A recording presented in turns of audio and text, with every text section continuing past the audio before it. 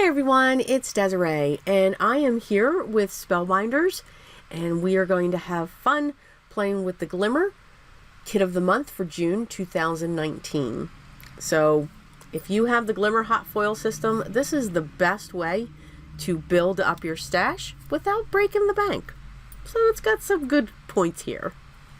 This is your set for June. Now what's great is you have these beautiful flowers, but then you also have the outline die to cut them out. So, and I like that because I can't get anything straight. So, it's just me. But again, we are making cards. They are handmade. We should let it go. Now, there's just some things that I struggle too with doing that. So I pulled out my watercolor, set my Gonzai, and I'm going to be using my Arteza watercolor paper. Now they have premium and expert. This is their expert. It is a cold press. It's 9x12. I always take it, cut it into quarters. What I love about their watercolor paper is the texture. It's got great tooth. I mean, you can see it on the camera here.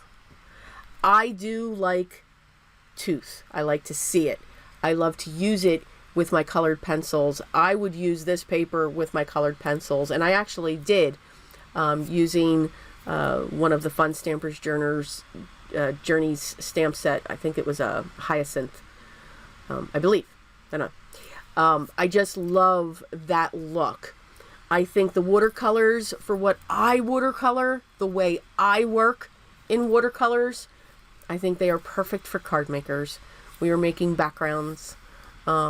At least that's what I'm doing. So I'm going to use my Ranger heat tool to dry that. I used a little bit of a pink tone, a rose color tone, and an orange, and just mix those together, and I'm letting them do the work. I'm just forcing it to dry. I love the blooms. I love the bubbles. I love the differences and the drips when it comes to this watercoloring. Okay, now I did that in green and in a yellow. Now I'm going to trim these pieces down because when it comes to this set, you have the flowers, which of course will be the pink and the coral. You have the leaves, which of course will be the green. And then you have the yellow, which will be the center. All right, so I'm just trimming these down so I know, okay, this is the general area of where my foil plates need to be. Now, I'm not going to walk through step by step how the hot foil system works. I do have videos for that, and I'll show you. Now, you can see I'm making a mistake right here. Yes, I couldn't remember. Is it shiny side down or is it shiny side up? Well, remember, with your glimmer, you want the shiny side down. If I kept it that way, I would have glimmered my plates. A lot of plates are glimmered. And I'm okay with that. Again, it's just something we remember. So after I get my foil down, shiny side down, I put my watercolor paper, and this is watercolor paper. And again, this is the first time I'm hot foiling on watercoloring, on watercolor background, and I think it is wonderful. I think it really came out great. I think it looks fantastic. I got some great coverage. Now, know that usually when I use my Glimmer system, I do put another piece of cardstock in there, just to act like a little bit of a shim when I'm using regular cardstock. I did not have to use that because this watercolor paper is extremely thick. It's a little thicker, okay? So, again, that's the sandwiches that I do. I did not have to add another piece of cardstock to help get this to press down. I'm going to be doing my flowers. Another trick that I like to do when it comes to my Glimmer system is I do like to pull the tray or the platform out first before I put my foils down, my cardstocks, because then I know they won't shift. And then I very carefully place my plates down, I pull it, and I run it through my Platinum 6 machine. I do love the effect on this, and I know people had foiled, matter of fact, Yana had just recently did a video. It made me giggle. Again, my computer's been down for over a week and a half, so I got caught up on a lot of things. And I know she had foiled and then she did some watercoloring within that. So it made me smile, but you know, I didn't know, if I hadn't seen anything, if you can watercolor and foil on top of it, what that would do. So it's fun to play and see what happens with the items that we have and the systems that we have. I don't think anything that I put together will cause smoke or sparks. I don't know. We'll have to find out. I haven't gotten there yet, though. Yeah, I'm one of those people. What does this do? So I am going to use the outline dies now, and I'm going to use my purple tape to secure them. I do apologize. I was so excited and having fun with this project. I forgot to hit record. So I'm using my hem stitch rectangles die set to create that frame with the little dots.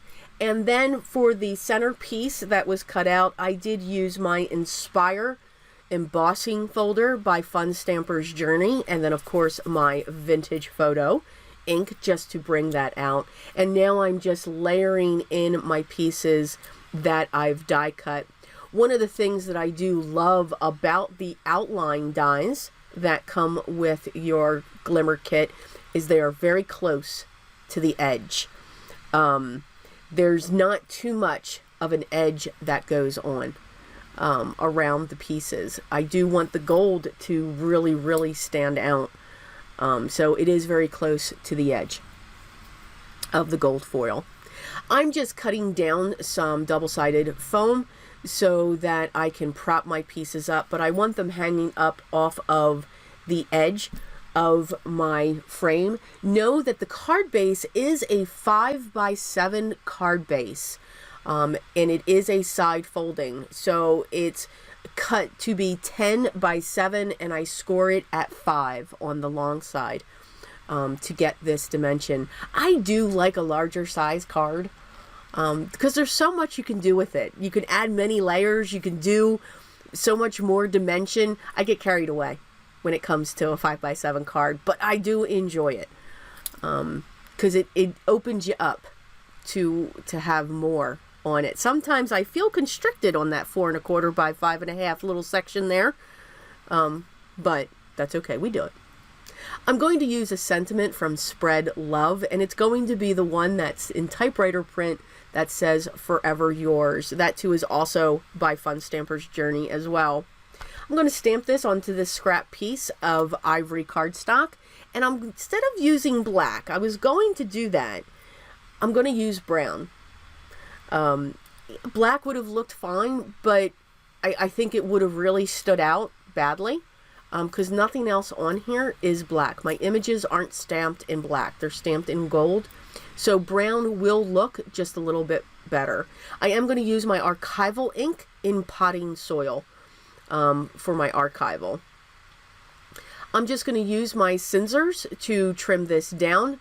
These are the Fun Stamper's Journey Grand Shears. They are wonderful.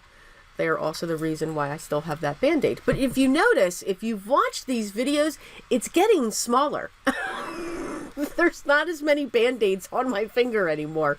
So I do apologize for that obnoxious wrap job that I've got going on there. But it was necessary. But we continue to craft. Absolutely. Yes. Only me. So after my image is stamped, I did use my vintage photo to go around it just to help it stand out a little bit. And I'm going to have it be just under that flower so that it can hover over it. And that is our project using Spellbinders Glimmer Kit of the Month for June of 2019. I do hope you enjoy it. It was a lot of fun just to play around to see if it does work on watercolor backgrounds. All the products that I used will be linked down below in the video description here. If you have any questions or comments, leave those down below and I'll get back to you as soon as I can. I will also have links to the Spellbinders blog and inspirational gallery because there's so many more products that you probably have in your stash that you need a little bit of inspiration for. Thank you so much for stopping by today and taking some time out to watch my video. If you haven't already, I would love for you to subscribe. Make sure you hit that bell because you don't want to miss the next video. I hope everyone's having a great day. Take care. But also remember, be creative, at least every day, or a little bit of it. Take care.